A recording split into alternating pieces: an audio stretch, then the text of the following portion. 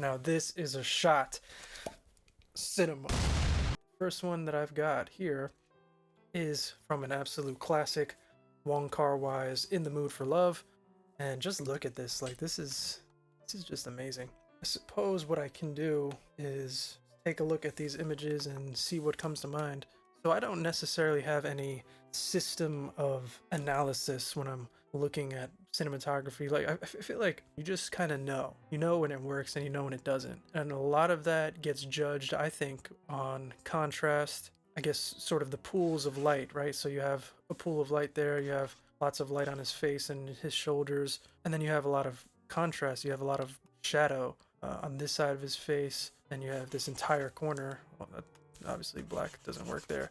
Entire corner there is shadow. Foreground is shadow. You're right. All this. You could come up with meaning, I guess. I don't actually remember which part of the movie this happens in, or if there's some sort of significance to the shot. But I mean, look at the smoke too. The smoke just adds so much to the feeling. As for how they shot this, I can only assume that there's some sort of tube light here shining on him from there, and I'm not sure where they get this green sort of fluorescent light, if that's the same light traveling over here. It almost feels like a different light coming down to light the background. You can actually also see some outside light pouring in from there. It's not really doing much except lighting that right there, unless I'm wrong. I mean, I guess it could be lighting his arm here. Like the outside light is coming in this way and we're getting some of this here. It kind of feels, because he's not really in a lot of shadow. There's not a lot of shadow on his face. So that could be what we're seeing here. Maybe it's a bounce. It could be a really strong light coming from here and bouncing through the window. Yeah, I'm not sure. This is just really, really nice shot though. Really well composed. I'm pretty sure it's locked off, so it's just on a tripod, or maybe it zooms in. I don't quite remember. I think this warrants a rewatch. All right, so the next shot I have is, oh my gosh, I already love this. This is from Jackie Brown, one of the most underrated Tarantino movies, in my opinion. And just look at this. From a production design standpoint, it's perfect. It's everything that it needs to be. Just look at the colors. First of all, everything is super warm, super like rustic and homey, which really fits this guy's character. The colors just work together. You have your reds and your browns and your yellows, a tiny little splash of green there, but for the most part, you know, brown and earthy. Filmmakers, especially beginner ones like me, I'd still kind of put myself, I've been doing it for 10 years, but I'd still put myself in the beginner class. We overlook production design all the time because it's honestly a lot harder than slapping a light on it. Because look at this shot. What is this shot? It's literally one light. I can't, I mean, maybe there's another light lighting the background, most likely, probably, right? But one key light, that's about it. I mean, his face isn't that dark, so maybe there's a fill somewhere. I have no idea where this fill would be because we're seeing basically the whole room here. Maybe, no, I mean, because look at how dark this is over here. But, you know, relatively easy, right? You just put a light or two down and you're good to go. But that doesn't account for all of this. Like, look at this. It looks like chaos, but it's intricate. There's so many props here. There's so many different types of notebooks and papers and pens and pencils, and this light, weird curvy light, this tin thing, like what does he keep in there? Random little thing. And then what is this? And that's just here, that's just the desk, the foreground. But we have, you know, background elements. This dark jacket kind of adds to the contrast because we're getting lots of light, and then we're getting a lot, and then some dark on the corner of the screen.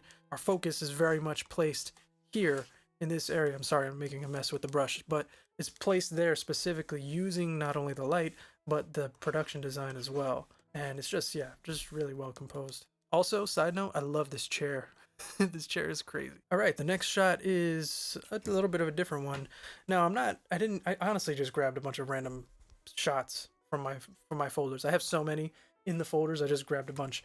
Maybe in a future video, we'll go through specific types of shots. Like this would be an insert shot. We could break it down like that. Let me know in the comments if you want to see that, or if you prefer this sort of just random, all over the place style, unstructured. I remember Christopher Nolan talking about his love for inserts because they're so easy to grab. And yeah, you can kind of see it. I mean, this is David Fincher we're talking about though. This is The Social Network, and he's a kind of meticulous when it comes to this sort of stuff. So I can understand if this is more complex than it seems. A tiny bit of light, like really, really insignificant amount of light coming from the screen, hitting like his middle finger, knuckle, but the main source, of course, is this yellowy golden one from above. You do have some spill here that could be from that light, but I don't know.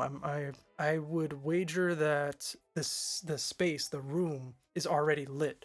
So meaning we have other lights like coming down and probably hitting the table. We have our key light on Mark Zuckerberg, Jesse Eisenberg there already. I don't know if it's still switched on when they go in for this insert or if they switch it off. The point is that the space is already lit before you get this key light that's specific for this insert shot. Like all of that and this. And his body, you know, you see some edge on his body there. You actually see a little bit of the background faintly lit.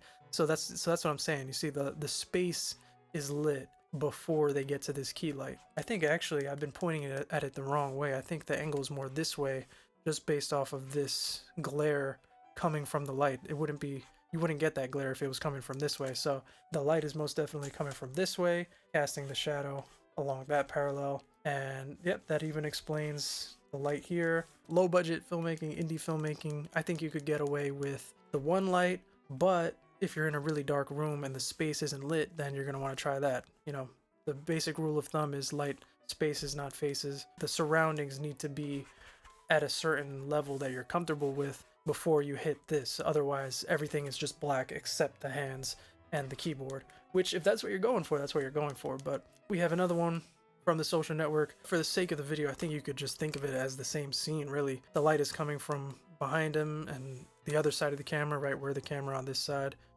filming him here. The light is coming from the other side, the opposite side of the actor.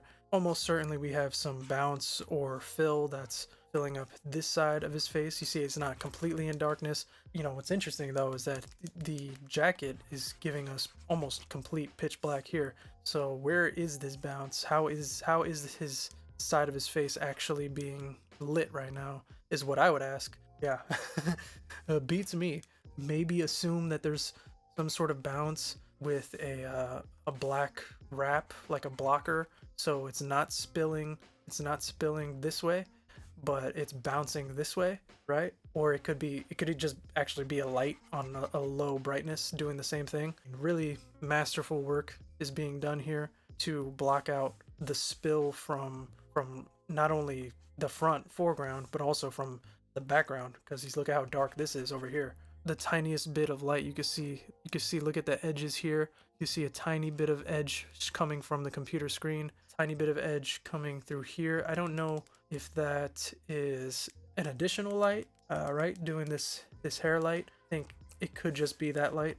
Again, I want this to be a sort of collaborative process, so let me know in the comments if you have different answers or if you have a different analysis of it. This whole movie is just very moody and not dark, but very solitary. He's always alone. If you wanted to overanalyze it, in my opinion, he's bathed in darkness, but there's a glimmer of light. He's, majority of him is usually in the dark. The majority of every shot is mostly in the dark, right? This whole section.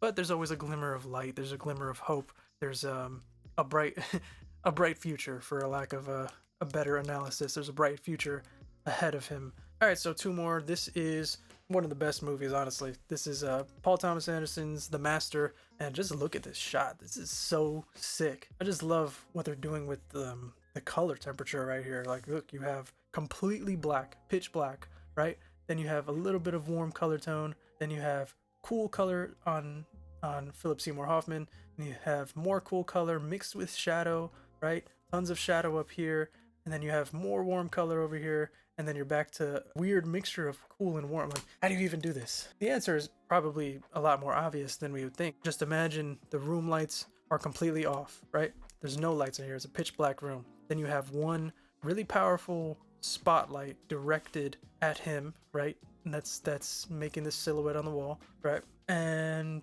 that's it. Then you have these practical lights in the background turned on, and these are giving, the warm light. These are set to a different color temperature. And honestly, that's it. And yet, this is so effective. A lot of people are kind of obsessed with the soft look, so the first instinct might be to throw a soft box on the light so it more evenly disperses. Most people's first instinct might be to throw the camera on this side, and we get shadow on this side of his face. But PTA does the opposite, and we get a super strong, hard light on this side of his face, and it's very noir. It's very imperfect. Most of the shot, like 50% of the shot basically is shadow. Now again, I don't remember exactly which part of the movie this is. I have seen the movie twice, so I I probably should have done my homework here. If I'm making up an analysis for other filmmakers and what they want to do, what they want to accomplish from a shot, if they want to use some sort of symbolism or deeper meaning behind their lighting, I would say he's kind of in a bubble right now. He's trapped in darkness and some sort of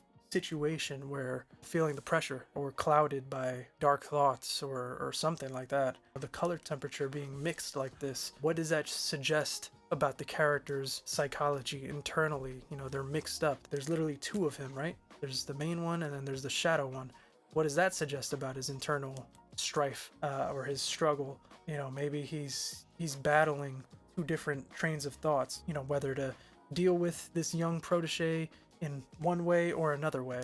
And yeah, I mean, I wouldn't be surprised if that's sort of the train of thought that they were going with when they created this shot. All right, and the final shot I got here, nice simple one from Skyfall, amazing movie, shot by the incredible Roger Deakins. There's a very cool, cold, sterile sort of feeling that you get from these fluorescents, lots of fluorescent tubes just lighting the entire area.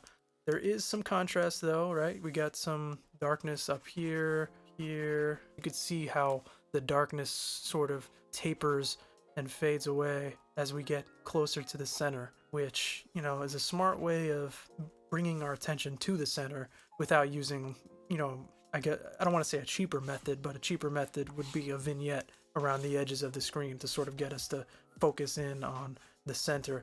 But he uses lighting here to achieve that same effect. You know, and we have darkness around columns, and the columns essentially what that's doing is in tandem with the columns and sort of fall off of the lighting is creating this frame within the frame. The proscenium effect gets essentially magnified to the center here, where you're looking in the center, and then look, the guiding lines push you even further and magnify you even further down the middle right here.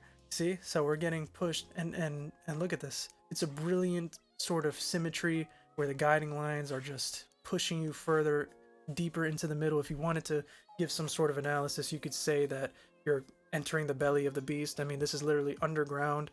We're getting, look, it's a shot from above as well, down these set of stairs. So we're entering deeper, descending deeper into the MI6 underworld. We're descending more into this life that Bond left behind. And yeah, it's a great shot. It's a great establishing shot. It looks awesome, and I think it works. Man, look at this work of art, by the way. Look at that. That is awesome. Imagine a Pictionary game where you have to draw the shot and guess what movie it's from. That would be something else. All right, so I hope you enjoyed this cinematography breakdown, analysis, whatever you want to call it. Yeah, it was pretty fun, and I think I'm gonna keep doing videos like this just because it's good practice for me as a filmmaker. I think it offers some good insights for you as a potential filmmaker or artist or just someone who enjoys photography, cinematography.